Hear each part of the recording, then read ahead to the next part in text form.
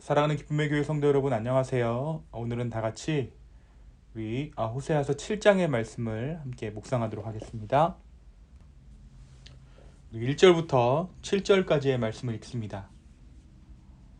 내가 이스라엘을 치료하려 할 때에 에브라임의 죄와 사마리아의 악이 드러나도다. 그들은 거짓을 행하며 안으로 들어가 도둑질하고 밖으로 떼지어 노략질하며 내가 모든 악을 기억하였음을 그들이 마음에 생각하지 아니하거니와 이제 그들의 행위가 그들을 애워싸고 내 얼굴 앞에 있도다. 그들이 그 악으로 왕을 그 거짓말로 지도자들을 기쁘게 하도다.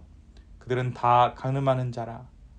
과자 만드는 자에 의해 달궈진 화덕과 같도다. 그가 반죽을 뭉침으로 발효되기까지만 불일으키기를 그칠 뿐이니라.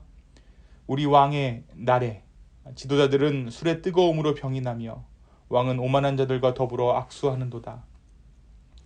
그들이 가까이 올 때에 그들의 마음은 간교하여 화덕 같으니 그들의 분노는 밤새도록 자고 아침에 피우는 불꽃 같도다. 그들이 다 화덕같이 뜨거워져서 그 재판장들을 삼키며 그들의 왕들을 다 엎드러지게 하며 그들 중에는 내게 부르짖는 자가 하나도 없도다. 아멘. 우리가 어제 6장의 말씀을 통해서 여호와께로 돌아가자라고 이야기하는 이스라엘을 보았습니다. 그러나 그런 그들의 고백은 진정한 회개의 고백이 아니었습니다. 때문에 하나님께서는 그런 그들을 두고 난감해하시죠. 이스라엘 백성들은 회개를 말했지만 무엇이 진정한 회개인지 또 진정한 회개란 어떻게 하는 것인지 알지 못했습니다. 하나님은 이런 모든 일의 원인이 그들이 하나님을 알지 못하기 때문이라고 말씀하십니다. 우리도 하나님을 알지 못하면 예배는 드리지만 기도는 드리지만 하나님 앞에 합당하지 못한 예배와 기도가 되는 것은 물론이고 하나님 앞에 오히려 우리의 기도와 우리의 예배가 죄가 되는 것임을 우리는 어제 말씀을 통해 알 수 있었습니다. 오늘 호세아서 7장에서 하나님께서는 이스라엘의 죄에 대해 조금 더 구체적으로 말씀하십니다. 오늘 말씀 1절에서 하나님께서는 이스라엘을 치료하려 하셨다라고 말씀하고 계시죠. 내가 이스라엘을 치료하려 할 때에. 근데 이 이스라엘을 치료할 때에 하나님께서 발견하신 것이 있습니다. 그것이 무엇입니까? 바로 에브라임과 사마리아의 악이 드러났다라고 이야기하세요. 에브라임은 이스라엘의 대표 지파의 이름이고 사마리아는 북이스라엘의 수도입니다. 하나님께서는 이들의 왕 그리고 왕실의 사람들이 얼마나 패역했는지 그들의 죄악을 먼저 말씀하고 계신 것입니다. 이들을 고쳐주려고 이들을 치료하려고 봤는데 왕실의 죄악이 너무나도 심각했던 것이죠. 왕은 한 나라를 대표하는 존재입니다. 왕이 설 때에 하나님의 기름 부으심이 있어야지만 한 나라를 대표하는 왕이 될 수 있습니다. 당시 왕은 하나님의 대리자로서 나라를 다스리고 통치할 의무가 있었습니다. 그래서 나라가 하나님 앞에 순종하고 하나님 보시기에 올바른 길로 행하면 왕이 제일 먼저 하나님 앞에 상급을 받게 됩니다. 하지만 그 반대의 경우, 그러니까 나라가 타락하고 나라가 하나님 앞에 배역할 때 그 백성을 대표해서 하나님께서는 왕에게 책임을 물으십니다. 그러니까 오늘 말씀에서 총체적으로 하나님 앞에 죄악된 길로 가고 있던 이스라엘을 심판하시기 전에 가장 위에 있던 하나님의 대리자라고 불리었던 왕과 왕실의 책임을 묻고 계신 것입니다. 이어지는 3절과 4절의 말씀은 왕의 비율을 맞추기 위해 온 왕실이 죄악에 빠졌음을 지적하고 있습니다. 죄를 짓는 백성들은 그 악한 행위로 당시에 여로보암 2세를 기쁘게 하려고 노력했습니다. 그 이후로도 여러 왕들과 지도자들에게 아첨하여 그들을 즐겁게 하려고 그들은 애를 썼습니다. 그 모든 것들이 하나님 보시기에 죄악이다라고 오늘 말씀이 지적합니다. 그들의 욕망을 화덕에 비유하고 있죠. 화덕은 보통 열기가 식지 않을 정도로 항상 뜨겁게 달구어져 있습니다. 이 뜨겁게 달구어져 있는 화덕 위에서는 생명이 있는 그 어떤 것이라도 생명을 잃게 되죠. 그들의 욕망은 뜨겁게 달구어진 화덕처럼 모든 것을 집어삼키고 있었던 것입니다. 5절과 6절의 말씀은 무엇을 이야기합니까? 지금의 왕을 쫓아내고 새로운 왕을 옹립하기 위해 온갖 수단과 방법을 가리지 않는 사람들의 계략을 이야기해주고 있어요.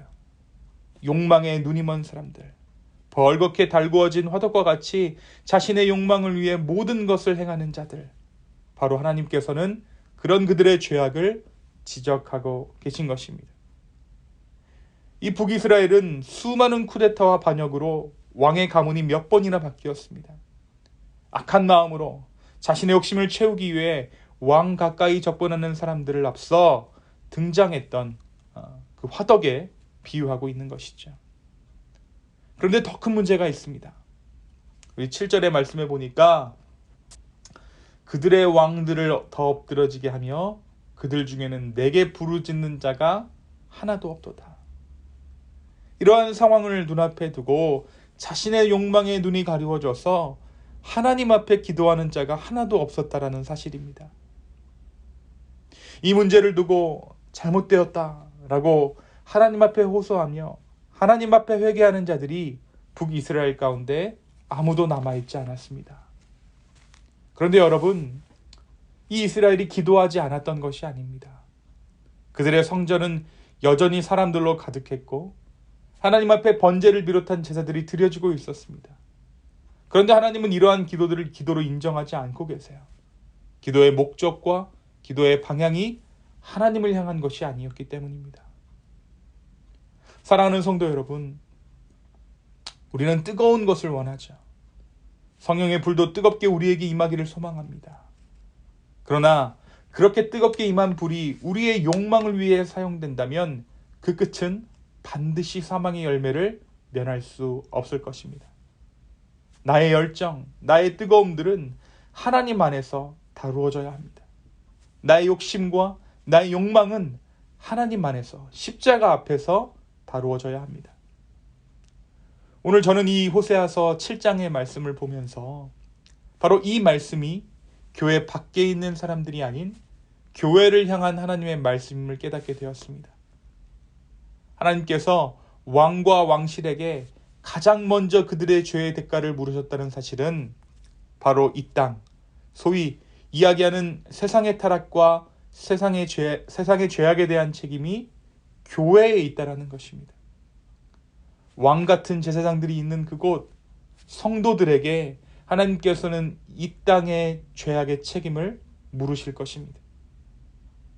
세상의 타락과 죄악이 교회와 전혀 상관없는 일이 아니라는 것입니다. 교회의 타락은 반드시 세상의 타락을 가지고 옵니다. 그것은 역사가 증명해주는 사실입니다.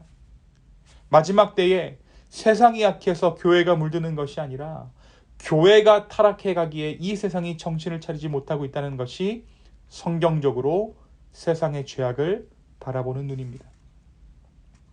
오늘 말씀에서 왕실의 사람들은 왕의 마음을 기쁘게 하기 위해 서슴지 않고 죄를 범합니다.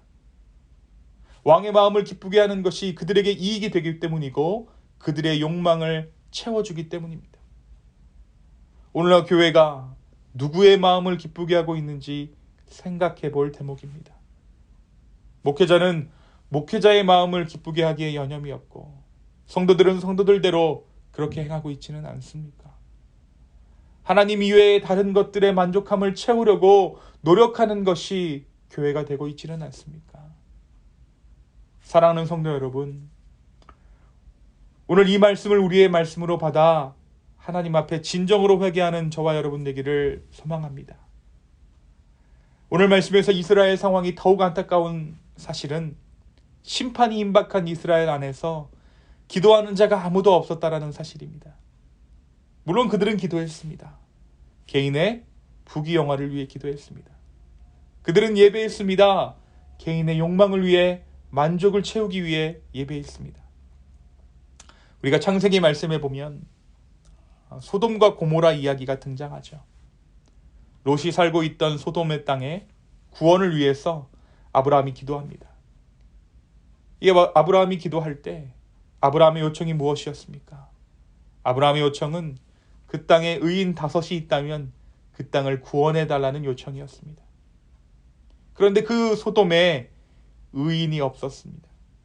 다시 말하면 하나님을 찾는 자가 없었다라는 것이죠. 기도하는 자가 단 한 사람도 없었다라는 것입니다. 결국 단 한 사람의 의인이 없었기에 그 땅이 멸망합니다. 단 한 사람의 의인이 있었다면 소돔이 구원될 수 있었다라는 것이죠. 바로 이 사실은 단순히 숫자적인 개념이 아니라 다른 사람들이 모두 죄악을 범하는 그때에도 하나님을 찾는 내가 될 수 있다는 의미입니다. 오늘 이 세상을 구원한 단 한 사람의 의인이 나라는 생각으로 기도해야 합니다.